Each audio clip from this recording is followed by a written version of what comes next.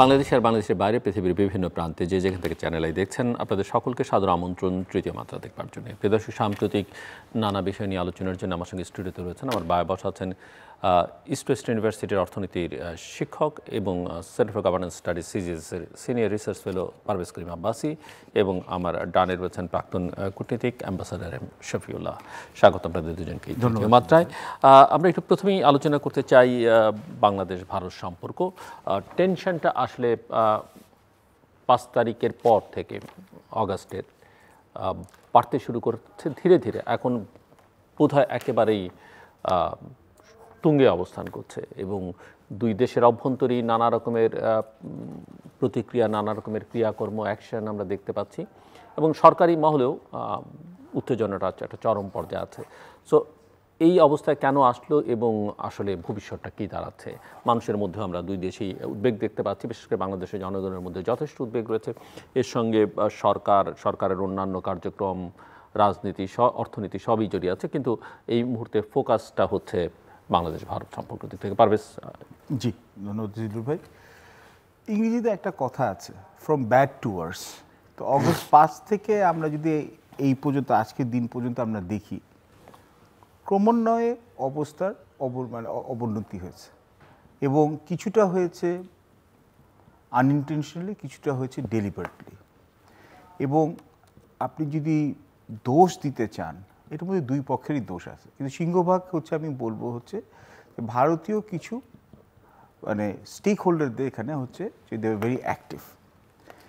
এখন প্রথমত আমরা বলতে হবে হচ্ছে যে বিগত সরকার, শেখ হাসিনার যে সরকার ছিলেন, সেই সরকারে এখানে সবাই এটা প্রত্যক্ষভাবে পরোক্ষভাবে ধারণা ছিল যে ভারত সরকারের একটা বিশাল ভূমিকা পালন করেছে তাকে ক্ষমতায় রাখার জন্য, এবং তার জন্য তারা অযাচিত সুযোগ এবং সুবিধা পেয়েছে। এটা ছিল জনগণের মধ্যে হচ্ছে একটা পারসেপশন।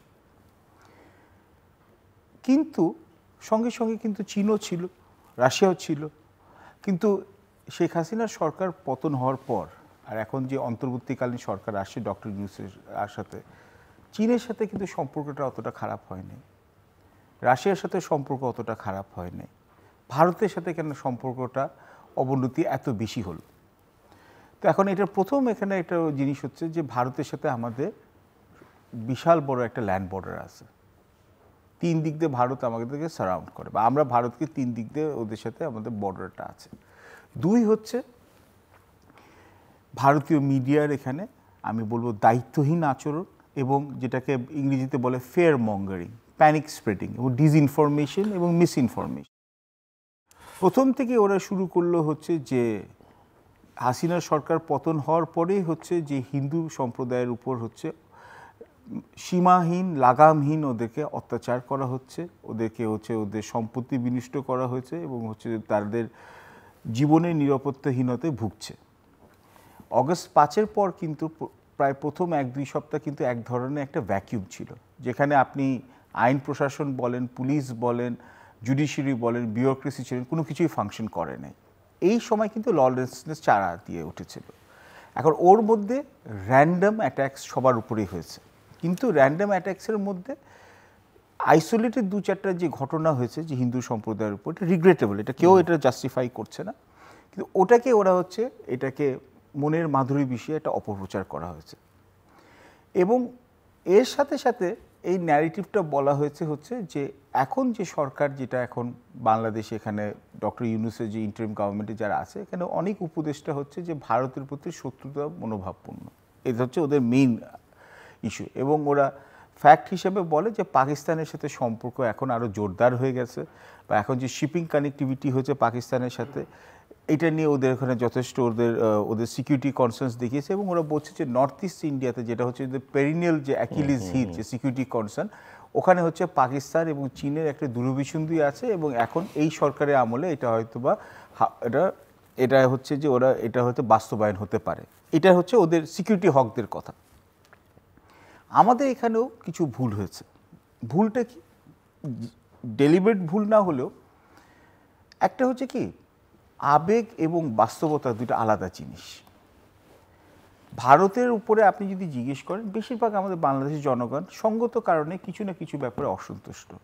বর্ডার কিলিং এ নিয়ে যত বলা যায় ততই কম, বা ভারতের এখানে হচ্ছে যে অনেক জায়গায় যে আমাদের পররাষ্ট্র নীতিতে ওদের যে প্রভাবটা ছিল, বা নির্বাচনে যেখানে হচ্ছে যে জালিয়াতি নির্বাচনে যেখানে ওদের যে এক ধরনের সমর্থন ছিল, এক ধরনের না সমর্থনই ছিল, সেটার প্রতি আমাদের মানুষের একটা বিরূপ ধারণা এটা পোষণ করে। কিন্তু ভারতের সাথে যে আমাদের যে বর্ডার আছে, বা ভারতের সাথে যে আমাদের একটা ডিপেন্ডেন্স আছে কাঁচামালের জন্য বা খাদ্যমাল ক্রয় করার জন্য, খাদ্য সামগ্রী ক্রয় করার জন্য, ওটাও এখানে আমরা এটা আমরা ডিসরিগার্ড করতে পারবো না।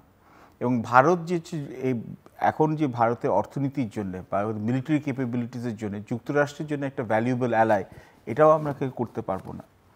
এবং আমাদের এখানে কিছু কিছু জায়গায় হচ্ছে, আমি যখন মনে করুন আমি আরেকটা জায়গায় বলেছি, টক শোতে প্রোগ্রামে আমি যখন বলি অনেক কথা আমি বলতে পারি, কেন আমি হচ্ছে I am a private citizen, আমি আমার ব্যক্তিগত ইচ্ছা আশা প্রকাশ করতেই পারি, আশঙ্কা।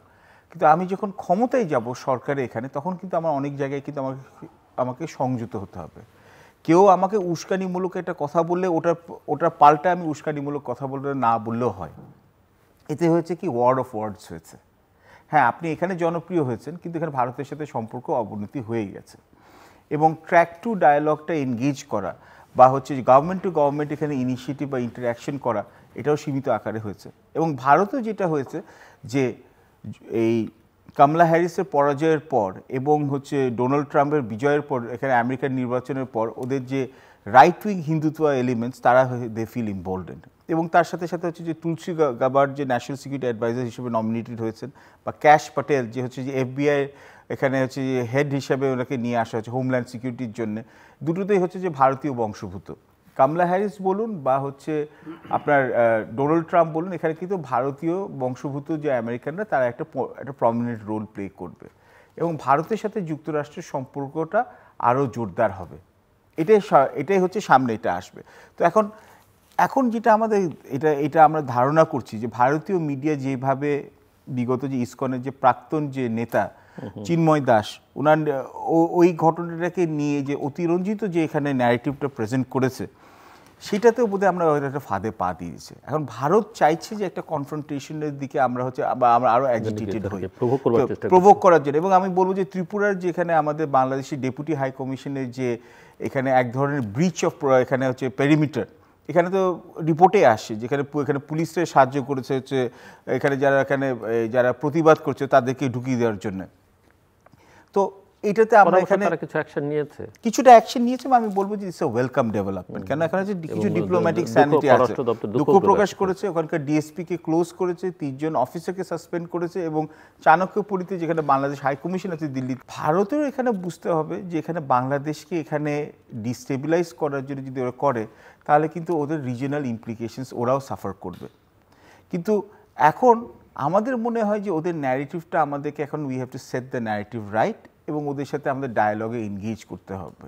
ডায়ালগে এনগেজ করার জন্য আমার মনে হচ্ছে যে ভারতের প্রতি ওই উইলিংনেসটা নাই। এবং আপনি দেখুন ওখানে কিন্তু এই যে বর্ডার মার্চ চলে আসছে, বা বর্ডারের কাছে যে লোক এখানে বলছে, যেখানে হচ্ছে বিশ্ব হিন্দু, এখানে হচ্ছে হিন্দু সংঘর্ষ সমিতি আছে, এইগুলো নিয়ে যে এটা করছে, আমার কেন জানি মনে হচ্ছে যে বাংলাদেশে ওরা চাইছে যে সাম্প্রদায়িক সম্প্রীতিটা বিনষ্ট হোক। যে বাংলাদেশে যদি আরও দাঙ্গা হয় বা এখানে যদি হানাহানি মারামারি হয়, ট্রাম্প যখন এখানে গভর্নমেন্টে সোয়ার ইন করবে, হোয়াইট হাউসে পাওয়ারটা নিবে, তখন ওরা বলবে যে দেখো এখানে ভারতের যে ন্যারেটিভটা মিডিয়াতে আছে, ওটা নিয়ে ওরা আরও জোরদারভাবে পেশ করবে যে দেখো এখানে হচ্ছে মাইনরিটিদেরকে উপর এখানে অত্যাচার করা হচ্ছে, সংখ্যালঘুদের অত্যাচার করা হচ্ছে। যদিও বা আমি এখন এখানে বলবো না যে এখানে হচ্ছে এখানে আমি কি বলবো না যেখানে এখানে অ্যাজিটেট করার জন্যে, বাট তাহলে তো ভারতের তো সংখ্যালঘু সম্প্রদায়ের ব্যাপারে রেকর্ডটা সন্তোষজনক না। তো এখন আমরা একজন আরেকজনকে পয়েন্ট করতেই পারি, কিন্তু এখানে স্যাটিসফ্যাক্টরি সলিউশনটা এখানে আমরা পাচ্ছি না। ভারতের কি শুধু একমাত্র চিন্তা কি হচ্ছে একটা পার্টিকুলার রাজনৈতিক দল, আওয়ামী লীগের সাথে, আওয়ামী লীগ ঘরানার সাথে, বা হচ্ছে ভারতের এখানে, এবং ভারত কিন্তু বলেছে তাদের ফরেন পলিসি, এবার যখন মোদি ইলেক্টেড হয়েছে, যে হিন্দুদের সারা বিশ্বে হিন্দুদের রাইটসের ব্যাপারে ওরা হচ্ছে আরও অ্যাসার্টিভ হবে।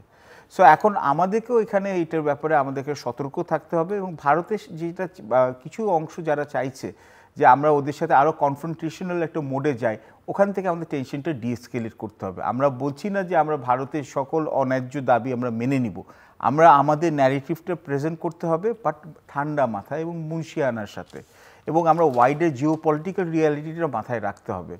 এবং এর মধ্যে আমাকে যদি আপনি জাস্ট 1 মিনিট সুযোগ দেন, আমার একটা ভালো লাগলো যে এখন বোধহয় এখানে বিএনপি যে senior vice president Tarique Rahman বোধহয় একটা পোস্ট দিয়েছে, অ্যাক্টিং চেয়ারপারসন, আচ্ছা আই স্ট্যান্ড কারেক্টেড, এখন অ্যাক্টিং চেয়ারপারসন এখানে তারেক রহমান একটা পোস্ট দিয়েছেন যেখানে উনি বলেছেন যে সাম্প্রদায়িক সম্প্রীতি রাখতে হবে এবং ভারত ও বাংলাদেশে স্টেট টু স্টেট, রাষ্ট্র থেকে রাষ্ট্র সম্পর্ক রাখতে হবে, ইন্টারপার্সোনাল রিলেশনশিপের উপরে না। তো এইখানেও আমি বলবো যে এক ধরনের মুন্সিয়ানার পরিচয় দিয়ে দেওয়া হয়েছে যে, এবং আমার মনে হয় যে এখান থেকে আমাদের সবারই এখানে আই থিঙ্ক যে we should appreciate the fact যে এটা স্টেটসম্যান লাইক এখানে একটা কোয়ালিটি আছে। ভারতের সাথে রিলেশনশিপ যে খুব যে আগের মতো স্মুথ হবে এমন না, বাট ভারতের সাথে একটা ওয়ার্কিং রিলেশনশিপ আমাদের রাখতে হবে। এবং তার সাথে সাথে আমার মনে হয় যে ইসকনের যে গ্রুপের যে এখানে হঠাৎ করে যে প্রচারণা হলো বা ইসকনের সাথে সম্পৃক্ত যারা আছে, যতগুলো ধর্মীয় সংস্থা আছে, আমার মনে হয় আপনারা একটা ব্লগে আপনি বোধহয় এটা বলেছিলেন, যতগুলো ধর্মীয় সংস্থা বাংলাদেশে কাজ করে, কি মানে মনে করুন মুসলিম ধর্মীয় সংস্থা বলুন বা হিন্দু ধর্মীয় সংস্থা বলুন বা রোমান ক্যাথলিক বলেন বা মিশনারি যে প্রটেস্ট্যান্টরা আছে, প্রত্যেকটির প্রতি কিন্তু আমাদের এখানে একটা সতর্ক হওয়া উচিত। কেননা এখানে ধর্মীয় প্রচার এবং প্রসারের সাথে কিন্তু অনেক সময় বিদেশি রাষ্ট্রের কিন্তু এখানে একটা প্রভাব থাকতে পারে। সো এখানে একটা ওয়েল কোঅর্ডিনেটেড স্ট্র্যাটেজি থাকা উচিত। যে উদাহরণ হিসাবে দেখুন, তবলিগ হচ্ছে এটা Delhi base organisation, if I remember correctly, ওদের হেডকোয়ার্টার্স হচ্ছে দিল্লিতে, কিন্তু তবলিগের নিয়ে যখন ওরা ঢাকাতে আসে ইজতেমা করার সময়, এটা নিয়ে কিন্তু দুই পক্ষে কিন্তু দলাদলি সংঘর্ষ হয়, দিল্লিতে কিন্তু করতে পারে না।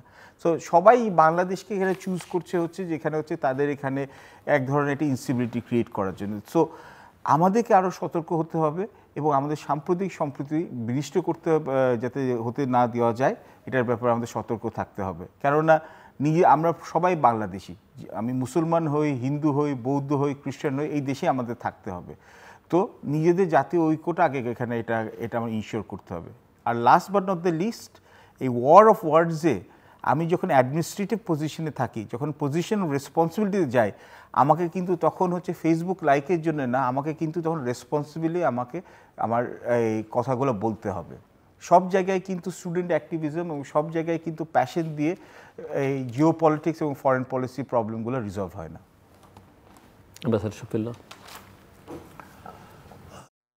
ধন্যবাদ। আসলে আমাদের একটু বোঝার চেষ্টা করতে হবে যে বাংলাদেশে ভারতের ইন্টারেস্টটা কী, বেসিক ইন্টারেস্টটা কী এবং পেরিফেরাল ইন্টারেস্টটা কী। অ্যাপারেন্টলি তো 54 ইয়ার্স অফ আমাদের দুই দেশের দ্বিপাক্ষিক সম্পর্ক, বিভিন্ন পর্যায়ে এই সম্পর্ক আছে, বিভিন্ন সরকারের সময় এটা আরও এক্সপান্ড হয়েছে। কিছু বেসিক সমস্যা আমাদের ভিতরে সমাধানও হয়েছে, ভারতের পক্ষে বেশি, বাংলাদেশের পক্ষে অত্যন্ত হাতে গোনা দু একটা ছাড়া আর সমস্যা। আমাদের সমস্যাগুলো ভারতের সাথে ঝুলেই আছে, বছর পর বছর ঝুলেই আছে। সুতরাং এদিকে ভারতের কোনো রকমের খুব একটা নজর আছে বলে আমাদের বাংলাদেশের লোক মনে করে না। বাংলাদেশে ভারতের যে সুদূর প্রসারী কিছু ইন্টারেস্ট আছে, সেটা হলো যে ভারতের উত্তর পূর্ব অঞ্চলে 7টি প্রদেশ আছে। এরা ভারত থেকে হাজার হাজার মাইল বিচ্ছিন্ন। আমরা যেমন একসময় পাকিস্তান থেকে অনেক 150 মাইল 1500 মাইল দূরে আমরা ছিলাম, ঠিক তেমনিভাবে ভারতের এই 7টি প্রদেশ দিল্লি থেকে কয়েক হাজার মাইল দূরে বিচ্ছিন্ন এবং এরা নন Hindu majority state.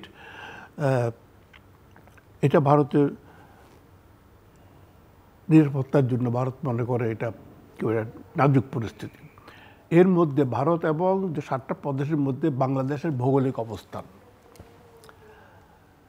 In fact Bharat কিন্তু বাংলাদেশ ভারতের 7টি প্রদেশের মধ্যখানে অবস্থানের ভৌগোলিক অবস্থানের জন্যই ভারত মনে করে বাংলাদেশের যে ভৌগোলিক অবস্থান, স্বাধীন এবং সার্বভৌম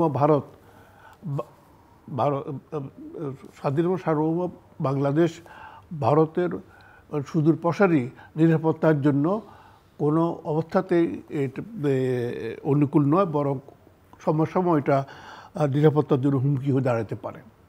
অর্থাৎ ভারতের উদ্দেশ্য হলো integration of Bangladesh with the 7 sisters. তাহলে পলিটিক্যাল এবং কমিউনিকেশনের দিক দৃষ্টি ইন্টিগ্রেশন হয়ে যায়, 7টা পদের সাথে, তাহলে কিন্তু আর গ্যাপ থাকে না। মেইনল্যান্ড এবং 7টা পদের সাথে কোনো গ্যাপ থাকে না। সুতরাং এটি হলো ভারতের আলটিমেট উদ্দেশ্য। জম্মু কাশ্মীর তারা প্রথম নানাভাবে সাংবিধানিক পদ্ধতিতে সাথে সম্পর্ক রেখেছে 70 বছর, কিন্তু পরের দিকে তারা এটাকে ইন্টিগ্রেট করে ফেলেছে। Same way long term view হলো বাংলাদেশকে পলিটিক্যালি এবং কমিউনিকেশন ওয়াইজ এই 7টা পদের সাথে ইন্টিগ্রেট করে ফেলা। সেখানে তাদের একমাত্র সহায়ক ভূমিকা পালন করছে শেখ হাসিনা। সে ক্ষমতার লোভে 15 বছর ক্ষমতা ছিল ইলেকশন, এবং সেখানে তার সহায়ক ডান হাত কাজ করেছে ভারত। তা ভারতের সহায়তায় সে বিনা ভোটে 15 বছর ক্ষমতা ছিল। আর এই সুযোগে ভারত তাদের যে বাংলাদেশের সাথে ভারতের উত্তর পূর্ব প্রদেশগুলোতে ইন্টিগ্রেশনের কাজ অনেকটা এগিয়ে নিয়েছিল। 4টা 5টা করিডোর দিয়েছে। লাস্ট যেটা করেছে সেটা ভারত থেকে সরাসরি গুজ ট্রেন, সেই গুজ ট্রেন ভারতীয় রক্ষীর নিরাপত্তা বাহিনীর প্রহরায় বাংলাদেশের ভিতর দিয়ে চলাচল করবে। সেখানে বাংলাদেশের এটা কোনো রকমের ইন্সপেকশনের কোনো রকম সুযোগ রাখা হয়নি চুক্তিতে। হাসিনার হঠাৎ করে তার যে পতন, এটা বাংলাদেশের সাথে ভারতের যে ইন্টারেস্টটা, সেই ইন্টারেস্টে কিন্তু চরমভাবে এটা বিঘ্নিত হয়েছে বলে ভারত মনে করে। আর মনে করে যে হাসিনা। তো আমার একটা প্রশ্ন, এটা কি একটু আনডিপ্লোম্যাটিক মনে হয় না? মানে ভারত একটা ম্যাচিউর, তার ডিপ্লোমেসি মানে পলিটিক্যালি ডিপ্লোম্যাটিক্যালি অনেক ম্যাচিউরড একটা কান্ট্রি। এই যে চেঞ্জটা অ্যাকসেপ্ট তারা করতে পারছে না, বা শেখ হাসিনার বিদায়ের সঙ্গে সব চলে গেল, এটা কি ভারতের জন্য খুব মানে আনইউজুয়াল না, বা মানে স্বাভাবিক? এর জন্য সুযোগ দিলে পরে আমি এটা নিয়ে বলবো। এটা খুবই ভারতের জন্য একটা মানে স্বাভাবিক বলা চলে, অস্বাভাবিক বলা চলে। কারণ হাসিনা দীর্ঘদিন এখানে একটা ফেসিবাদী সরকার পরিচালনা করেছে, লাগামহীন দুর্নীতি করেছে, ভোটারদের হরণ করেছে। এটা কি ভারত অজানা নয়? ভারত ঠিকই জানে যে তারা এমন একটা ব্যক্তিকে ক্ষমতা রেখেছে এখানে, যা ইউনিভার্সালি বাংলাদেশের প্রতি লোক তাকে তার বিরুদ্ধে। সুতরাং ভারতের যে বললেন যে ম্যাচুরিটি, অবশ্যই ভারত একটা ম্যাচিউর কান্ট্রি, এটা কোনো সন্দেহ নাই। কিন্তু দেখা গেছে তাদের যে চারদিকে 7টি ছোটো ছোটো দেশ আছে, প্রত্যেকটার সাথে ভারতের সমস্যা। প্রত্যেকটা দেশে ভারতকে অ্যাভয়েড করার চেষ্টা করে, কিন্তু বাধ্য হইয়া একই অঞ্চলে আছে বলে তাকে সম্পর্ক রাখতে হচ্ছে। এবং সম্পর্ক রাখলে যে খারাপ না, এটা ভালো, বেনিফিট ভারতও পাচ্ছে, আমরাও পাচ্ছি। কিন্তু প্রতিটি রাষ্ট্রই ভারতকে মনে প্রাণে কেউ গ্রহণ করে না। সুতরাং তাদের ম্যাচিউরিটি যেটা আছে, এই ম্যাচিউরিটি কিন্তু তারা এই অঞ্চলে তারা কিন্তু এটাকে তার প্রতিফলিত হয়নি। এবং বিশেষ করে বিগত 2014 সন থেকে যখন বিজেপি ক্ষমতায় আসে, তখন ভারতের রাজনীতি, তার কালচার, তার সব কিছু পরিবর্তন হয়ে গেছে। এটা একটা সেকুলার ডেমোক্রেটিক ফেডারেল গভর্নমেন্ট ছিল, স্টেট ছিল, যেটা ভারতের ইন্টারনাল সমস্যাকে তার সমাধান করার চেষ্টা করছে। এবং ভারতের বাইরে যারা ছিল, মানে আমরা যারা প্রতিবেশী, আমাদের সাথে সম্পর্ক ভালো ছিল। যেমন আমাদের ফারাক্কা চুক্তি, এটা কিন্তু ওই সময় হয়েছে যখন বিজেপি ক্ষমতা ছিল না। যেটা হিল ট্র্যাকটা হয়েছে, তো এটা কোয়ালিশন গভর্নমেন্ট ছিল ভারতে। সুতরাং এই যে ল্যান্ডমার্ক আপনার যে ভারতের সাথে বাংলাদেশ সম্পর্ক, তখন কিন্তু বিজেপি ক্ষমতা ছিল না। বিজেপি ক্ষমতার পরে একটা নতুন একটা কালচার করেছে। সেই কালচারটা হিন্দু ধর্মীয় বেসিসে এই সম্পর্ক তারা এখন পরিচালনা করছে। যে সমস্যা বাংলাদেশে হয়েছে ওইখানে, কারণ বাংলাদেশে তাদের যে আলটিমেট এম ছিল ইন্টিগ্রেশন, সেটা হঠাৎ করে ভূপাতিত হয়েছে। এটাই তারা হজম করতে পারছে না। আর আরও কিন্তু সেটাকে এত ওপেনলি তারা বোঝাবে কেন, এত ওপেনলি বোঝাচ্ছে কেন? এটা কিন্তু তাদের জয়শঙ্কর বলেছে যে এই যে বাংলাদেশের যে অবস্থান, এটা আলটিমেটলি ভারতের নিরাপত্তার জন্য খুব একটা সুখকর পরিস্থিতি না। এবং এটা কিন্তু তারা নানাভাবে নানা ধরনের চুক্তি করে আমাদের দুটো বন্দর মংলা, চিটাগং, 4টা করিডোর দিয়ে বাংলাদেশের অক্টোবর 4 ডিগ্রি ধরেছিল। তো এটার থেকে বাংলাদেশের যে মুক্তি, সে মুক্তি আসছে 5 আগস্টে। এটা কিন্তু ভারত পাচ্ছে না হজম করতে, এই জন্য যে তারা এটা প্রস্তুত ছিল না। এইখানে যে একটা আঘাত আসবে তারা যে একটু প্রস্তুত ছিল না। Suddenly they have taken over, এবং সো দ্যাট তাদের ভারত মুখ নিয়ে আসছে। এই জন্য ভারত এতই বলে আসছিল বাংলাদেশের সাথে ভারতের সোনালী অধ্যায় চলছে, সোনালী অধ্যায় চলছে। সেখানে হঠাৎ করে পরদিনে যখন সব কলাপস করে, সুতরাং ভারতের জনগণের কাছে সে মুখ দেখাবে কী করে? বিজেপি ভারতের জনগণের কাছে কীভাবে ফেস করবে? এটা Democratic country, press relatively free, parliamentary form government, সেখানে পার্লামেন্টের প্রশ্ন আছে। সুতরাং এতদিন বলে আসছো যে সোনালী অধ্যায় চলছে, আজ হঠাৎ দেখি যে সেখানে সমস্ত মানে ধূলিসাৎ হয়ে গেছে। তো এটা এখন ডাইভার্ট করার জন্য ভারতকে একটা নেগেটিভ একটা পন্থা নেওয়া হয়েছে, সেটি হচ্ছে বাংলাদেশে হিন্দু সম্প্রদায়কে উস্কে দেওয়া।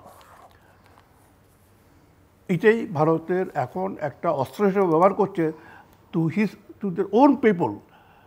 কারণ আজকে বলছি আমার সাথে তোমার সম্পর্ক গোলাগুলি সম্পর্ক, কালকে দেখি যে আমার মুখ দেখি নাই, তাহলে how you answer to the people? এটা নেগেটিভ ইস্যুটাকে সেটা এখন আরেকটা জিনিস নিয়ে আসছে বাংলাদেশের সাথে ভারতের যে সম্পর্ক, এটা কি একটাই সম্পর্ক আমাদের হিন্দু সম্প্রদায় কি একমাত্র সম্পর্ক? একটা জিনিস মানে আমি পারভেজের কাছে যাওয়ার আগে একটা প্রশ্ন করি, এটা কি মনে হয় কিনা যে তারা একটু প্রভোগ করবারও চেষ্টা করছে, সেটা সরকারিভাবে হোক, বেসরকারিভাবে হোক, মিডিয়া হোক, সাধারণ মানুষ হোক, এবং সেই ফাঁদে বাংলাদেশ পা দিচ্ছে, বা বাংলাদেশের ভেতর থেকেও কেউ কেউ নানা রকমের উস্কানিমূলক বক্তব্য দিয়ে পরিস্থিতিটাকে বাংলাদেশের দিক থেকে উত্তপ্ত করবার চেষ্টা করছে? এটা আমি এইভাবে বলতে চাই যে ভারতের যে শুধু একটা অভ্যন্তরীণ এবং তার ফরেন পলিসি একটা ডিবাকেল হয়েছে। ডিবাকেলটা হচ্ছে এই কানাডাতে তারা একজন কানাডিয়ানকে মেরে ফেলছে, সে যে শিখ নেতা, তাদের যে হাই কমিশন, বিরাট হাই কমিশন, ওটা পুরোটা ওয়ান্ডা করতে হয়েছে। এটা নিয়ে টাসেল চলছে ইন্টারন্যাশনালি। আমেরিকাতে আরেকজনকে হত্যা করার চেষ্টা করেছিল, সেটা ধরা পড়েছে, এবং তাকে এজেন্টকে হাঙ্গেরির থেকে এক্সট্রাডিয়েট করে এখন আবার আমেরিকান কাস্টডিতে নিয়ে যাওয়া হয়েছে। আদানিটা সবাই জানেন। সুতরাং ভারতের যে ইমেজ বিদেশে যে কি একটা খারাপ অবস্থার ভিতরে পড়েছে, এটার থেকে তো একটা, এবং internally fall of Hasina in Bangladesh, এটা এখন নেগেটিভ একটা অ্যাপ্রোচ বাংলাদেশের দিকে নিয়েছে, যেটাকে হিন্দু নিয়ে একটা সম্প্রদায়কে নিউজ করছে। হ্যাঁ, বাংলাদেশের যেটা হচ্ছে কি এখন so far so good, Bangladesh এই ট্র্যাপে পড়েনি।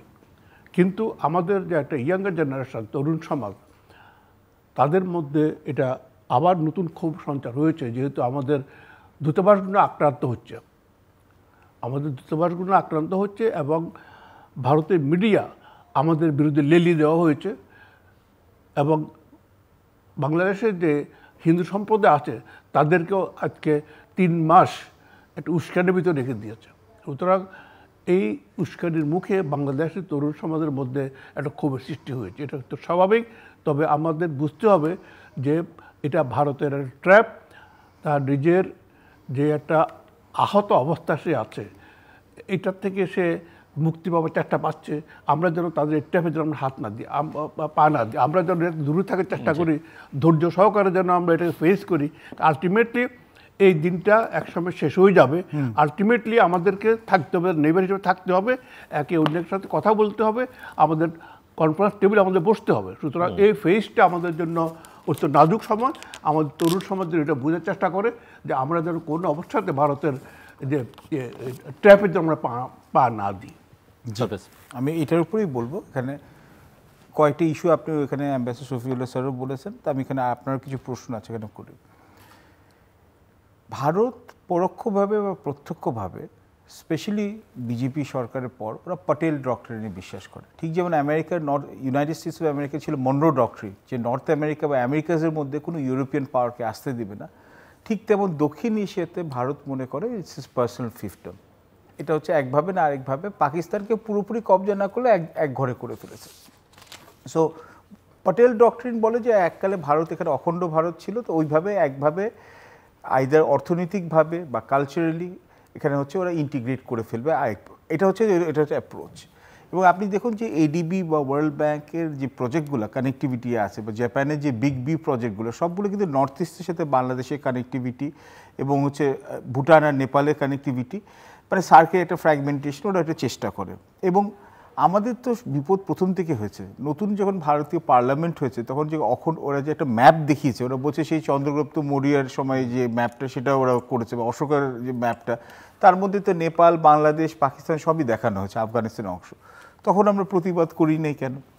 এটা কি টেলিগ্রাফিং দ্য ওন ইন্টেনশনস আর এখানে হচ্ছে for populist consumption? That's a different issue, but that is there also.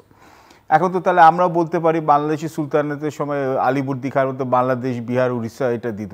এই জন্য এগুলো কার্টোগ্রাফিক্যাল ম্যাপ হচ্ছে, এই ম্যাপ দিয়ে যখন আমি এটা করি এটা হচ্ছে জিঙ্গোস্টিক ন্যাশনালিজমকে উস্কে দেওয়ার জন্য, এখানে সাবস্ট্যান্সিভ কোনো কিছু নাই। এখন আমি বলি হচ্ছে যে এখন ভারতের রিয়াকশনটা এত বেশি কেন হলো? কেন অনেকটা হচ্ছে যে ভারতের রিয়াকশনটা বেশি কেন হলো, এবং আমি আমার যেটা অ্যাম্বাসেডর শফিউলের কাছে প্রশ্ন রেখেছিলাম যে ভারত তো পলিটিক্যালি অনেক ম্যাচিউর, ডিপ্লোম্যাটিক্যালি অনেক, সে এটা বুঝতে পারছে না কেন যে এটা খুবই একটা, এটা এক জিনিস হচ্ছে একার্থে একটু ছেলে মানুষই হচ্ছে বলতে হবে। বাংলাদেশের প্রতি এখানে হচ্ছে ওদের কোনো প্রাজ্ঞতা দেখাচ্ছে না। কেননা হচ্ছে দুটো জিনিস। এক, ওরা মনে করেছিল যে বিগত 16 বছর শেখ হাসিনার রেজিমে ওরা এতটা বিনিয়োগ করেছে যে ওখানে ওরা ইট ইজ অলমোস্ট সিকিওর, ওদের ভারতের ইন্টারেস্টগুলো এখানে যে মোটামুটি সিকিওর হয়ে গেছে। এবং এটার যে লিডটা দিয়েছিল যে মিনিস্ট্রি অফ এক্সটার্নাল অ্যাফেয়ার্স জয়শঙ্করের নেতৃত্বে হয়েছিল। এবং আমি বলবো কিছুটা দোষ কিন্তু আমাদের ভারতীয় যে এখানে তখনকার দিনে যারা এখানে ছিলেন ডিপ্লোম্যাটরা, ইন্ডিয়ান হাই কমিশনকে দেখা যেত এখানে ঢাকাস্থ Indian high commission Awami League ঘরানা বা আওয়ামী লীগের সরকারের সাথে যারা আছে তাদের সাথে ওরা চলে, তাদের সাথে উঠে, তাদের সাথে বসে, এর বাইরে ওরা কোনো জায়গায় যেতে চায় না। একজন দুজন অ্যাম্বাসেডর এসে হয়তো বা একটু চেঞ্জ করতে চেয়েছেন, তারাও বেশি কিছু করতে পারেন নাই। এবং আরও সমস্যা হচ্ছে যে এখানে কিছু লোক ছিল যাদেরকে এখানে হচ্ছে যে ভারত যেটা শুনতে চাইতো সেটাই তাদের কাছে শুনতে পেতো। আমাদের কিছু মানে হোম ট্রেন্ড বুদ্ধিজীবী আছে। আপনি দেখুন, আমি যখন অনেকগুলো প্রোগ্রামে আপনিও ছিলেন, তো ওখানে আমরা দেখেছি হচ্ছে যখন আমরা বলছি বর্ডার কিলিংয়ের কথা তখন বলছে যে কালচারাল কানেক্টিভিটি, টেগোর নেটওয়ার্ক। আরে কোথায় এখানে মানুষ মারা যাচ্ছে ওখানে ওরা বলছে টেগোর নেটওয়ার্ক। এবং এইসব লোকদেরকে ওরা বারবার দিল্লিতে নিয়ে আসে। তার জন্য হয়েছে কি, সিকিউরিটি বা ওদের বা ইন্টেলিজেন্স এজেন্সিস কিন্তু বারবার খবর দিচ্ছিল যে বাংলাদেশের গ্রাউন্ড রিয়ালিটি অনেক ডিফারেন্ট। শেখ হাসিনার সরকারের সাথে বাংলাদেশের সাধারণ জনগণের সম্পর্ক বিশাল বড় একটা তফাৎ হয়ে গেছে বা ফারাক হয়ে গেছে। কিন্তু মিনিস্ট্রি অফ এক্সটার্নাল অ্যাফেয়ার্স ওই ন্যারেটিভটা পারসিউ করেছে হচ্ছে যে এভরিথিং ইজ আন্ডার কন্ট্রোল। এবং এখন যে এত বড় যদি সিকিউরিটি এখানে যে ফেলিয়ার হলো, এবং ওরা মনে করছে যে তাদের যে big ally United states of আমেরিকার একটা পরোক্ষ বা প্রত্যক্ষ হাত আছে যে রেজিম চেঞ্জের জন্যে। দেখুন, রেজিম চেঞ্জ শুধু জো বাইডেনের ইচ্ছায় হয় না, এটা পেন্টাগন ছিল, এটা CIA ছিল, যদি হয়ে থাকে, আমি বলছি এখানে যে অ্যালিগেশনস। তো সুতরাং এটাতে ওদের হচ্ছে একটা ইম্বারেসমেন্ট আছে, তো ইম্বারেসমেন্টটা ঢাকতে হবে। এবং বাংলাদেশের বেলায় বা ভুটানের বেলায় বা নেপালের বেলায় আপনি দেখবেন হচ্ছে স্মলার সাউথ এশিয়ান নেশনসের ব্যাপারে কিন্তু ভারতের ওই প্রাজ্ঞতা আসে নাই। ওরা যে এখন ওরা বলছে যে নেক্সট সুপার পাওয়ারের জন্য অ্যাসপিরেশন ওদের আছে, করতেই পারে, কিন্তু সুপার পাওয়ারে তো র্যাশনালভাবে চলতে হবে। কিন্তু এখানে অনেকটাই কেমন যেন গায়ের জোরের ব্যাপারে আছে। এবং আপনি দেখুন যখনই শেখ হাসিনা গভর্নমেন্ট পড়ে গেল তখন কিন্তু একটা জিনিস তো শিকারও আছে, ওরা কিন্তু অল পার্টি কনফারেন্স করলো, একটা সিকিউরিটি ব্রিফিং জয়শঙ্করের সাথে করলো, যে ইমার্জেন্সি ক্রাইসিস ব্রিফিং। তো কংগ্রেসের সরকার আসুক বা হিন্দুবাদী বিজেপি সরকার আসুক, সবাই কিন্তু বাংলাদেশের ব্যাপারে একমত, ওদের সিকিউরিটি পারসেপশন বা ওদের ডমিনেশনটা ওরা মেনটেন করতে চাচ্ছে। এখন এখান থেকে আমার আরও 2-3টে জিনিস যদি আপনি ফোকাস করেন, আরও ইন্টারেস্টিং খেলা হচ্ছে ওয়েস্ট বেঙ্গলে। আমরা প্রথমে তো ভাবছিলাম যে বিজেপির যে অপোজিশন লিডার শুভেন্দু অধিকারী, উনি প্রথমে হচ্ছে হাওয়াটা উঠিয়েছেন, যেখানে ওদেরকে মানে বাংলা এই যে পতাকা ছিঁড়ে ফেলো ইত্যাদি করে ফেলো। এখন এটা কেন করছেন? কেননা আগে যে নির্বাচনে যখন উনি এখানে কম্পিট করেছে বিজেপিতে, এত আশা থাকাও তো মমতা ব্যানার্জির গভর্নমেন্ট জিতে গেছে, তৃণমূল পার্টি জিতে গেছে। এখন তাকে তো নতুন এখানে একটা সাপোর্ট তো নিতে হবে। তো নিতে হবে কীভাবে? তো পলিটিক্যাল সাপোর্ট যেখানে আছে, এবং আগের বাড়ি থেকে দিল্লিতেও বিজেপি হচ্ছে একটা কোয়ালিশন গভর্নমেন্টে আসছে রিডিউসড একটা এখানে নাম্বারস নিয়ে। তো এটা নিয়ে একটা মানুষের মধ্যে ম্যাস হিস্টেরিয়া করা, কেন শুভেন্দু অধিকারী লাফালাফি করছে, দাপাদাপি করছে হচ্ছে সামনের পশ্চিমবঙ্গের নির্বাচনে। মমতা ব্যানার্জি আরও চালাক, সে দেখলো যে শুভেন্দু অধিকারী তো সবটা নিয়ে যাচ্ছে, তো সে আরও বেশি অ্যান্টি বাংলাদেশি হয়ে গেল। উনি সময় সুযোগ সুবিধা মতো কিন্তু দিদিকে যে আমাদের জন্য অত ভালো নয়, উনি বলে যে দরকার হলে ইউনাইটেড নেশনসে এখানে ডেলিগেশন পাঠাতো। আমার তো মনে হচ্ছে ত্রিপুরার কাহিনী পর পিস কিপিং মিশন কোথায় পাঠাতে হবে আমার তো এখন এটা নিয়ে সন্দেহ হচ্ছে। এবং 3 নম্বর হচ্ছে কিছুদিন আগে অমিত শাহ যখন ঝাড়খণ্ডে গেছিলেন তখন কিন্তু নির্বাচনী প্রচারণায় ওখানে গেছেন, ওদের লোকাল ইলেকশন, যে বাংলাদেশ থেকে বহুত লোক চলে আসবে তার যদি বিজেপি না ক্ষমতায় আসে। তো বাংলাদেশকে ওরা পলিটিক্যালি এনআরসি সিএ এটা নিয়ে বহুদিন ব্যবহার করেছে, করতে থাকবে। এবং এবং বিগত হাসিনার সরকারে শেখ হাসিনার সরকারের আমলে এই ব্যাপারে মৌন প্রতিবাদ জানানো হয়েছে, কোনো জোরালো ভাবেও হয় নাই। এখন আমাদের যেটা ঝামেলাটা হয়েছে এখানে যে ওদের সাথে ভারতের সাথে আমরা কিভাবে করতে পারবো। এমনিতে জানেন তো ভারতীয় হাই কমিশনকে ডেকে পাঠানো হয়েছে বাংলাদেশের পররাষ্ট্র। আমার মনে হয় যে একটা স্টেজ পর্যন্ত মানে প্রোটেস্ট দেওয়া হয়েছে, মিনিস্ট্রি অফ এক্সটার্নাল অ্যাফেয়ার্সকে ওরা ওরা ওরা এক জিনিসটা কগনিজেন্সে রেখেছে। এমনকি মানিক শাহ ত্রিপুরার যে মুখ্যমন্ত্রী উনিও এখানে হচ্ছে যে এখানে এটাতে দুঃখ প্রকাশ করেছে। এবং ওদের যারা মানে কর্মরত যে এখানে আছে যারা পুলিশ এখানে অফিসে তাদের করা হয়েছে। একটা স্টেজের পর জিনিসটাকে আর এসকেলেট করতে না দেওয়া উচিত। এবং ওদের যে মেইন যে সমস্যাগুলো এখন অনেকে আছে উস্কানি দিচ্ছেন, উস্কানিটা কেন দিচ্ছেন এটা বলতে হবে। বাংলাদেশ পক্ষ থেকে বলছে ভারতের 7 সিস্টার্স আমরা নিয়ে নেবো, এটা কিন্তু বারবার একটা রিফ্রেন আসে। ওরা কিন্তু এটা কিন্তু ওদের প্রোগ্রামেও কিন্তু ওরা বলে, ওরাও তো অনেক কিছু বলে যে বাংলাদেশের ভিতরে এখানে আমরা সেফ হেভেন করে দেবো। এটা দুই পক্ষেই যাচ্ছে, কিন্তু ভারতের রিজনিং একটা একরকম। আমার একটা প্রশ্ন হচ্ছে, কারণ এটা তো কোনো প্রমাণ নেই, হাইপোথিসিস, বাংলাদেশের সাথে ভারতের সম্পর্ক আরও অবনতি করে অন্তর্বর্তীকালীন সরকারকে চাপে ফেলার জন্য কি এখানে একটা ইন্টারনাল স্টেক হোল্ডার্স আছে নাকি না? কেন ভারতের সাথে যদি এখন one on one face to face, আমি আসলে এই প্রশ্নটাই এখন করতে চাই, আমি এক্স্যাক্টলি এই ইস্যুটাই কি সরকারের বর্তমান সরকারের অস্তিত্বের সঙ্গে সম্পর্কিত হয়ে যাচ্ছে? কেন আপনি দেখুন এখন তো যতই আপনি বলুন নাই বলুন, জো বাইডেনের আমলে ডেমোক্রেসি যেভাবে হিউম্যান রাইটসের নিয়ে এমফেসিস দিত, ডোনাল্ড ট্রাম্পের আমলেতে সেটা আমূল পরিবর্তন হবে। হ্যাঁ, আমেরিকার কিছু পলিসি কন্টিনিউটি থাকবে। যদি আমেরিকা কাঠ কয়লা খরচ করে অ্যালিজেডলি এই মানে এই আপরাইজিংয়ের সাথে যেমন ভারতীয়রা বলে, রাশিয়ানরা বলে, যদি ওরা সম্পৃক্ত থাকে তাহলে ওরা পলিসি কন্টিনিউটিতে বাংলাদেশের সাথে এনগেজ করবেই। কিন্তু এই যে হিউম্যান রাইটস বা এই যে মাইনরিটি অ্যাবিউজ, এটার উপরে বাংলাদেশের নিয়ে যে সিলেক্টিভ যে ডিসইনফরমেশনটা করা হচ্ছে, এখানে কি রাইট ম্যানুফ্যাকচার করার চেষ্টা হচ্ছে? এবং এর জন্য কি শুধু আমরা হিন্দু সম্প্রদায়ের এখানে নাম করে কিছু মৌলবাদী সংস্থাকে কিংবা ওদেরকে কেউ মানে কাজে লাগাচ্ছে না, অপব্যবহার লাগছে না? বা ধর্মীয় মৌলবাদ এখানে তো মুসলিম ধর্মীয় মৌলবাদও এখানে আছে। এখন এই যে এখানে ভারতের প্রতি যে এখানে একটা ন্যারেটিভ করা হচ্ছে, ভারতের সাথে একটা মারমুখী অবস্থায় গেলে কে বেশি হারার ভয় আছে? বাংলাদেশের ক্ষতিগ্রস্ত, আমাদের তো ক্ষতি হওয়ার সম্ভাবনা বেশি আছে এবং অর্থনীতির চাপ বেশি আছে। এবং দেখুন এত কিছুর মধ্যে একটা কথা কিন্তু আমরা ভুলেই গেছি, দেখেন পাবলিক ন্যারেটিভ দেখে আমাদের কিন্তু আগের প্রধানমন্ত্রী শেখ হাসিনার জন্য কিন্তু এক্সট্রাডিশন রিকোয়েস্ট পাঠানোর কথা ছিল, এটা কিন্তু ন্যারেটিভ থেকে এখন আর নাই। এখন সম্পর্কটা এতটাই খারাপ হয়ে গেছে যে এটা কিন্তু এখন আর এক্সট্রাডিশন রিকোয়েস্ট পাঠাবো এটা কিন্তু এখন আর এটা নিয়ে আলাপ আলোচনাই হচ্ছে না। সো আমাদের এখন আমার দরকার হচ্ছে যে অভ্যন্তরীণ মানে ইন্টারিম গভর্নমেন্টের প্রথমত এবং অনেক জায়গায় কিন্তু ভারতীয় বলছে এটা তো আনইলেক্টেড গভর্নমেন্ট, আনইলেক্টেড গভর্নমেন্টে তো আমরা এখানে এটা মানি না। সো আনইলেক্টেড গভর্নমেন্ট থেকে ইলেক্টেড গভর্নমেন্টের রাস্তাটা ওরা আগে ঘোষণা করুক, ওরা মেজর পলিটিক্যাল পার্টিসকে ওদেরকে কনফিডেন্সে নিক। 3, যারা অধিক দেশপ্রেম দেখিয়ে ভারতের সাথে ওনারা লড়াই করবেন ফেসবুকে, একজনকে বর্ডারে পাঠান না। আমি বলছি আমাদের আর্ম ফোর্সেস ক্যাপাবিলিটি আছে, কিন্তু why shall I pick up fight war there is no reason, মানে there is no reason, we have enough problems on our hand. Rohingya issue এখনও রিজলভ না, আরাকান নর্থ রাখাইন স্টেটে এখনও কিন্তু সমস্যা চলছে। এতগুলো প্রবলেমের মধ্যে আমাদের আরেকটা এক্সট্রা প্রবলেম তো আমাদের এখানে যাওয়ার দরকার নেই। সো এবং এটাও বলবো যে দূরদর্শিতা যাতে দেখায়, আমার কেন জানি মনে হচ্ছে আমরা অনেক সময় পাবলিক আটারেন্সগুলো করি, আমরা অনেক সময় লোকের বাহবা পাওয়ার জন্য অনেক কথা বলি, কিন্তু ভবিষ্যতে যে পলিটিক্যাল ইমপ্লিকেশনস এটা দেওয়ার মতো বোধহয় আমাদের ওদের প্রাজ্ঞতা বা ম্যাচুরিটি কিন্তু আমি দেখতে পাচ্ছি। ধন্যবাদ। অ্যাম্বাসাডার শফিউল, আপনি বলবেন। আমি জাস্ট একটা প্রশ্ন করতে চাই। সম্প্রতি ঢাকায় অনুষ্ঠিত হয়ে যাওয়া বে বেঙ্গল কনভারসেশনে বাংলাদেশ ইন্ডিয়াটা ডায়ালগ হয়েছিল দুই দেশের মধ্যে সিভিল সোসাইটি পর্যায়ে, এবং আপনি সম্ভবত সেখানে ছিলেন। পারভেজ সম্ভবত ফ্যাসিলিটেট করছিলেন। এক সাইডে ইন্ডিয়ান প্রতিনিধিরা, আরেক সাইডে বাংলাদেশিরা। কি মনে হলো, মানে তাদের সঙ্গে এই কনভারসেশনে মনে হয় যে ট্র্যাক 2 লেভেলে কিছু একটা করা সম্ভব? আমি যে কেউ সাথে কথা বলেছি, এরা সব এল্ডারলি পার্সন, সবাই বয়স্ক লোক না, কম বয়স্ক, মানে আমি বলছি যে ওই ডায়লগের মধ্যে থেকে কি ডায়লগ আমি দেখেছি। এরা আমি যেটা বলতেছিলাম, বাংলাদেশকে ওরা কতটুকু জানে, বাংলাদেশকে যে ওরা খুব একটা জানে আমার মনে হয় না। এই জন্য দিল্লি বাংলাদেশ থেকে অনেক দূরে। আমাদের কমিউনিকেশন বেসিক্যালি হচ্ছে কলকাতা বা আমাদের সারাউন্ডিং এরিয়ার ভিতরে। দিল্লিতে হচ্ছে অফিসিয়াল লেভেলে শুধু, এবং বাংলাদেশের কোনো মিডিয়া অ্যাক্সেস নাই ওখানে, টেলিভিশনের নিউজ পেপারও নাই। ওই দিল্লি থেকে খুব অফিসিয়াল কাজে লোকজন আসে, অন্য কোনো ভিজিটে এখানে আসে না।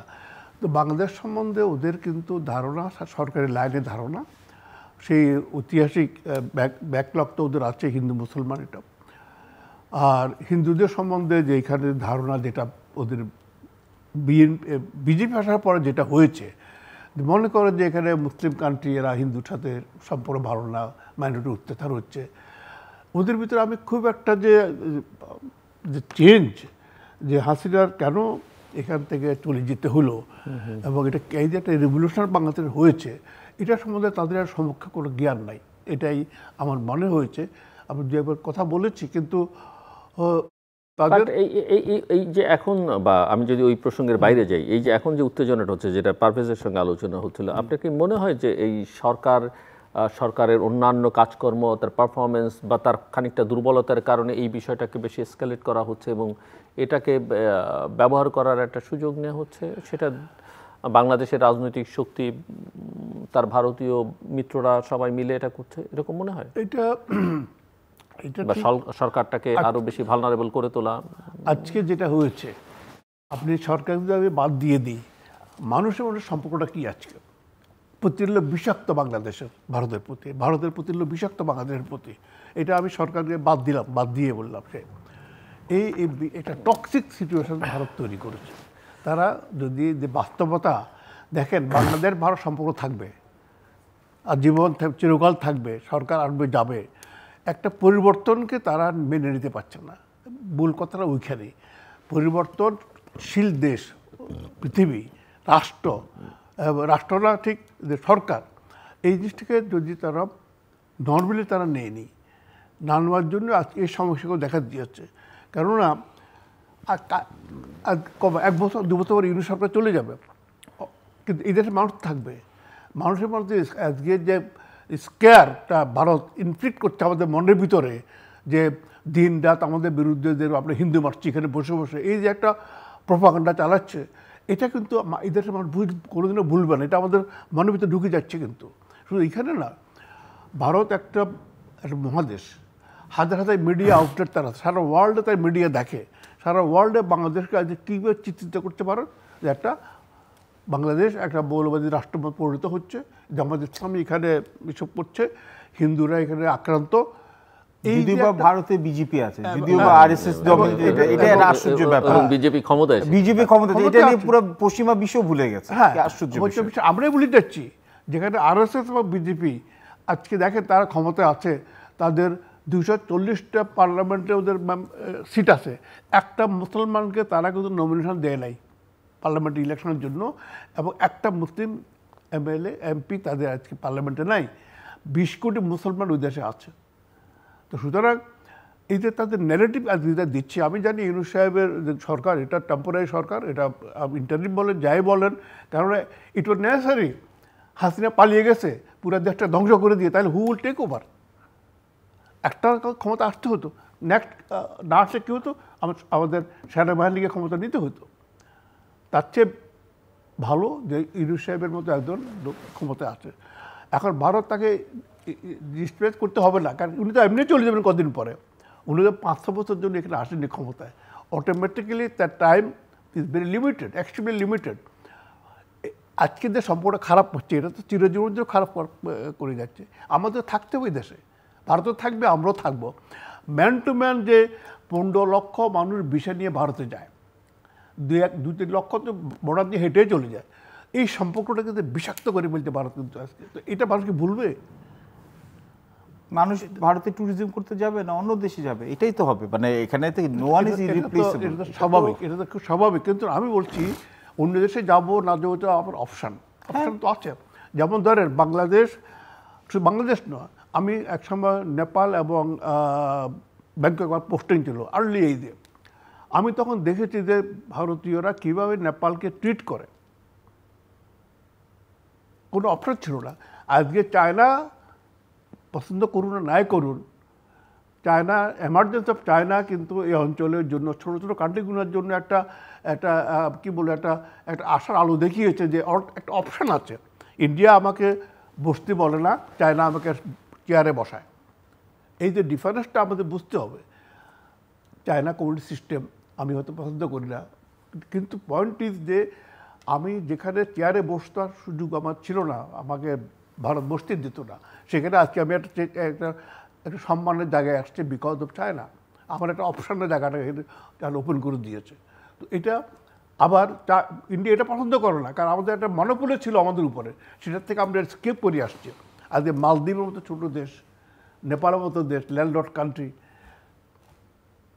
শ্রীলঙ্কা, প্রত্যেক দেশে একটা অপশান পেয়েছে যে ওকে ওই প্রেশারটা একটা রিলিফ হয়েছে। বলবো না যে আমাদের উপর ভারতের ডিপেন্ডেন্সি থাকবেই, ভারতেও থাকবে আমাদের উপর ডিপেন্ডেন্সি, কিন্তু দুটো থাকবে। এই মৌলিক জিনিসটা ভারত ওভারলুক করে, যেটা আপনি বলছিলেন ভারতের ম্যাচিউর কান্ট্রি, অবশ্যই এটা ম্যাচিউর কান্ট্রি, যে produce so much of renowned world class politician, so much world class diplomats, এটা কোনো সন্দেহ নাই। কিন্তু দেখেন তার কীভাবে প্রতিটি দেশে তারা নেইবারিং কান্ট্রিতে, আপনার সুনাম দুর্নাম তো কে করবে আপনাকে, নেইবারই তো করবে। যে ফার অফ আছে সে তো আমাকে জানিও না, চিনিও না, কিন্তু নেইবার প্রতি দেখছে how I am behaving with my neighbour. ভারতের এখন আমি যেটা মনে করি আমাদের কি করণীয় আছে সেটা বলতে চাই। আমাদের করণীয় হলো এখন আমাদের গভর্নমেন্টের রিয়েলিটি, এটা ভারতকে মেনে নিতে হবে। এবং আমাদের করণীয় এখন যেটা আসছে যে আমাদের ভিতরে যে একটা অনস্লট হচ্ছে, এই অনস্লটটার জন্য আমাদের একা এই সরকার পক্ষে সম্ভব না। আমাদের তো পলিটিক্যাল পার্টি আছে, তাদের সাথে একটা মিনিমাম প্রোগ্রাম আমাদের বসতে হবে, মিনিমাম প্রোগ্রামে বসতে হবে। আমরা তো এই ভারতের অনস্লট থেকে তো আমরা একটা মানে আমাদের একটা বেরিয়ে আমরা আসতে পারি। এটা করতে হবে। 1 নম্বর ইন্টারনাল স্ট্রেংথ, একটা জাতির স্ট্রেংথ, কিন্তু বাইরের শক্তি আপনার কাছে আসবে হয়তো সাহায্য করার জন্য, কিন্তু nothing like your internal strength. সেটা আমরা একমাত্র পাবো আমাদের পলিটিক্যাল পার্টির সাথে যদি সরকারের মিনিমাম প্রোগ্রামে একটা আন্ডারস্ট্যান্ডিংয়ে আসে যে how we face this situation from our neighbour. এটা 1 নম্বর আমাদের করতে হবে, এবং ইট শুড বি মিনিংফুল আলোচনা হতে হবে এটা।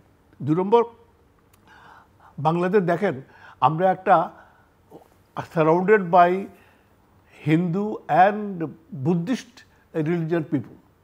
আমাদের চারিদিকে কোনো মুসলিম দেশ নাই, আমাদের কোনো মুসলিম দেশের সাথে আমাদের কোনো বাউন্ডারি নেই। We are very much encircle by Hindu and the Buddhist countries.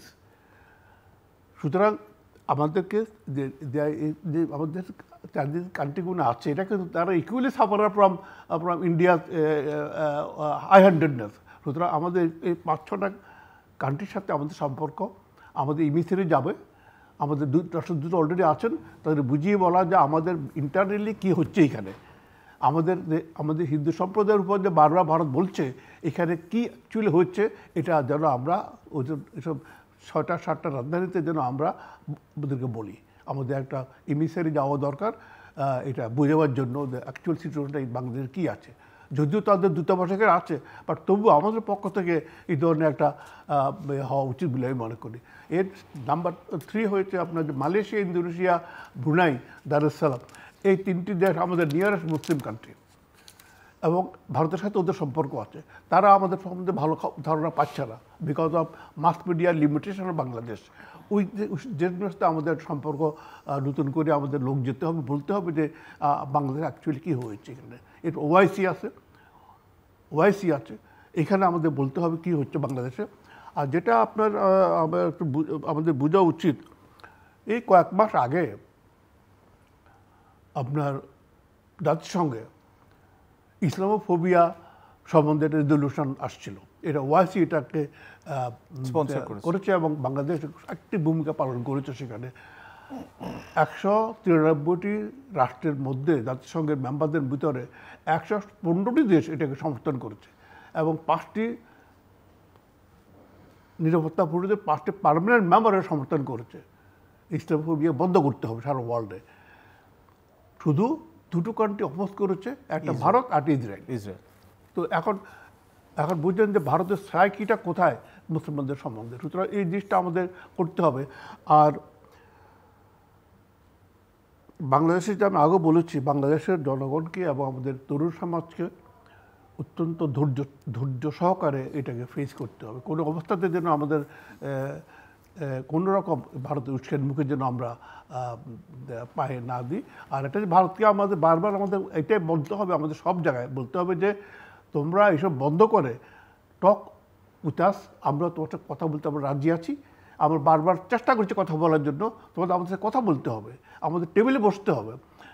আজকে এইসব করে তো লাভ হবে না, আর প্রেশার আরও অনেক দিতে পারে, কিন্তু আলটিমেট লাভ হবে কি?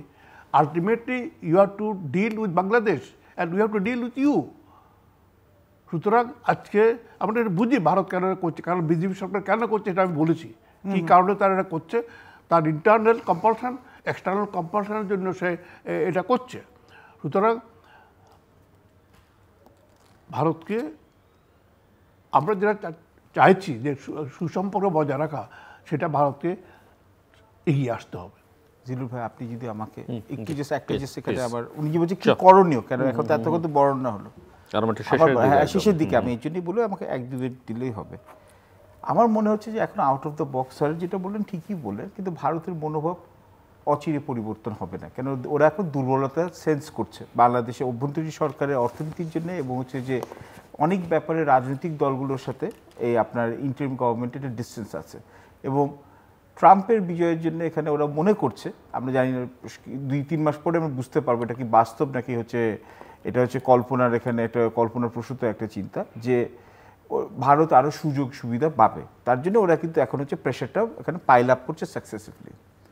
আমাদের মনে হয় যে আমাদের অল্টারনেটিভ একটা স্ট্র্যাটেজি অপশন ক্রিয়েট করার, এবং এর মধ্যে আমি বহুদিন আগে আমি বলেছিলাম যে আমেরিকার সাথে কিন্তু আমাদের প্রত্যেক 2 বছর পর একটা নেগোসিয়েশন হয় সিকিউরিটির ব্যাপারে, এবং ওরা কিন্তু ওদের আগ্রহ দেখেছে জিসোমিয়া এবং আকসাটা সাইন করার জন্য। এটা ড্রাফট এগ্রিমেন্টও এসে পড়ে আছে।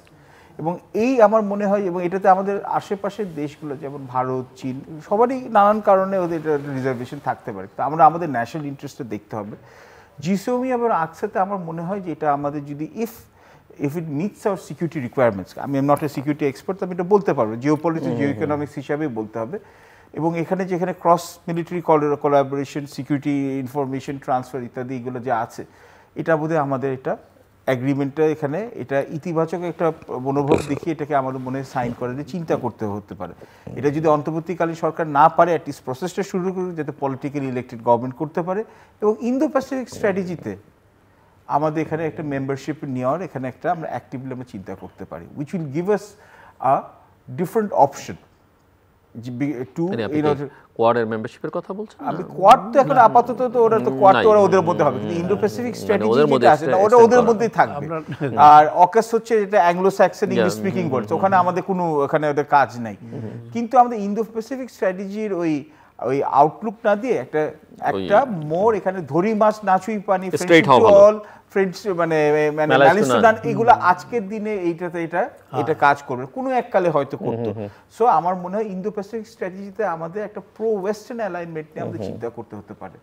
সামনে হচ্ছে ভারতের এবং বা চীন বা আরও যে এখানে চেঞ্জিং যে জিও পলিটিক্যাল রিয়ালিটিস আছে ওটাকে কাউন্টার করার জন্য, এবং আল্লাহর ওয়াস্তে দেশের স্বার্থ সবার আগে, এই ব্যাপারে জাতীয় ঐক্য থাকতে হবে, এটা নিয়ে রাজনীতি করা যাবে না। কিন্তু উগ্র জাতীয়তাবাদ বা উগ্র ধর্মীয় এখানে চিন্তার জন্যে বা নির্বাচনের এখানে এই প্রশ্নটাকে এখানে হচ্ছে ডাইভার্ট করার জন্য বা অর্থনৈতিক পারফরমেন্স ডাইভার্ট করার, যেটা বিজেপি বারবার করেছে তাদের এখানে রাষ্ট্র পরিচালনা করার জন্য, এই রকম মনোবৃত্তি যাতে আমাদের এখানে না করতে হয়।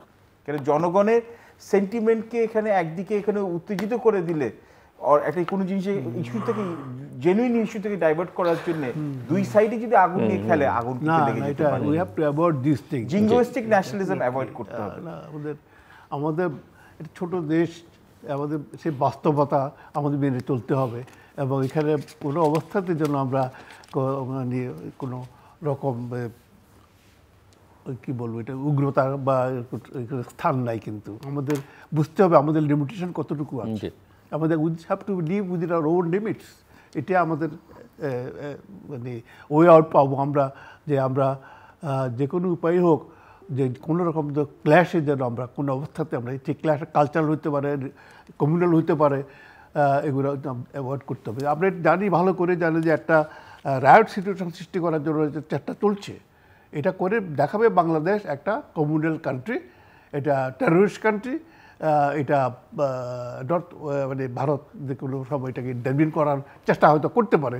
দে are opening ground for the laying ground for this, যেখানে কোনো প্রয়োজন হলে যেন ইন্টারভিন করতে পারে। কিন্তু যেটা আপনি বলেছেন যে ট্রাম্প আসছে, সুতরাং তারা খুব খুশি হবার এমন কোনো কারণ নাই যে ট্রাম্প বাংলাদেশকে ধ্বংস করার জন্য ভারতের সাথে করবে। এটা একটা অলিক স্বপ্ন, কারণ প্রতিটি দেশ তার নিজের স্বার্থে গাইডেড হয়। বড় দেশ তার একদের মানে স্বার্থের বাইরে গিয়ে কোনো কাজ করে না, এটা সবাইকে বুঝতে হবে। ভারতে অনেক আমরাই মাঝে মধ্যে দেশের স্বার্থে চেতে রেজিম ইন্টারেস্টে আমাদের তো ব্যক্তিগত স্বার্থটা দেখলাম, হ্যাঁ আমাদের আমরা এক্সেপশন বলবো এই জন্য যে ক্ষমতা থাকার জন্য একটা দেশকে কি শেষ করে দিতে পারে। আমরা ওয়ার্স্ট এক্সাম্পল ইন বাংলাদেশ।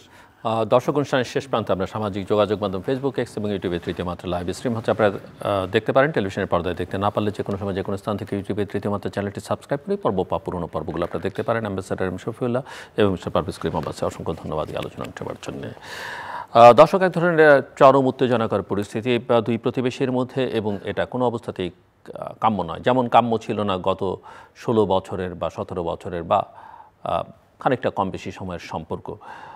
দুটো প্রতিবেশীর মধ্যে সুসম্পর্ক থাকা বাঞ্ছনীয়, মর্যাদাপূর্ণ সম্পর্ক থাকা বাঞ্ছনীয়, দুদেশের স্বার্থ রক্ষা করবে সেটাই স্বাভাবিক। কিন্তু প্রত্যেকেই যেন নিজ নিজ স্বার্থ রক্ষার ব্যাপারে সজাগ এবং সতর্ক থাকে এবং অন্যের মর্যাদার প্রতি শ্রদ্ধাশীল হয়, সেটাই আমাদের চাওয়া। কিন্তু আমরা যেন কোনোভাবেই কারো ফাঁদা পাতে পা না দিই, সেটা আমাদের প্রতিবেশী দেশ হোক, তাদের গণমাধ্যম বা নাগরিক সমাজ হোক, কিংবা কোনো রাজনৈতিক দল হোক, বাংলাদেশের ভেতর থেকে কোনো উগ্র গোষ্ঠীর তৎপরতা হোক, কিংবা অন্য কোনো বিদেশি দেশ অথবা বাংলাদেশি প্রবাসী বিদেশে থাকা যারা আছেন, তাদের কারো কোনো উগ্র উস্কানির মধ্যে যেন বাংলাদেশের জনগণ পা না দেয় সেই ফাঁদে, সে বিষয়ে আমার অতিথিরা সতর্ক করছিলেন। এবং অবশ্যই বাংলাদেশ ভারতের সম্পর্কের উন্নয়নের জন্য দুদিক থেকে যেটা করার সেটা করতে হবে, এবং ভারতকে বাংলাদেশে যে পরিবর্তনের যে আকাঙ্ক্ষা সেটা বুঝতে হবে। বিগত দিনগুলোতে কেন মানুষ এত ত্যক্ত হলো সেটা তাদেরকে বুঝতে হবে, এবং বাংলাদেশকেও বুঝতে হবে যে তার সক্ষমতা এবং সেই সক্ষমতার ভিত্তিতে তার স্বাধীনতা, সার্বভৌমত্ব, মর্যাদা রক্ষা করে কীভাবে সামনের দিকে এগিয়ে যাওয়া যাবে, এবং সেখানে প্রতিবেশী হিসেবে ভারতকে বাংলাদেশ কীভাবে দেখতে চায় সেভাবেই রাষ্ট্রীয় পর্যায়ে এবং নাগরিক পর্যায়ে এই সম্পর্কটা ডিল করতে হবে। আমাদের সঙ্গে থাকবার জন্য অসংখ্য ধন্যবাদ। আপনাদের সবার জন্য শুভকামনা।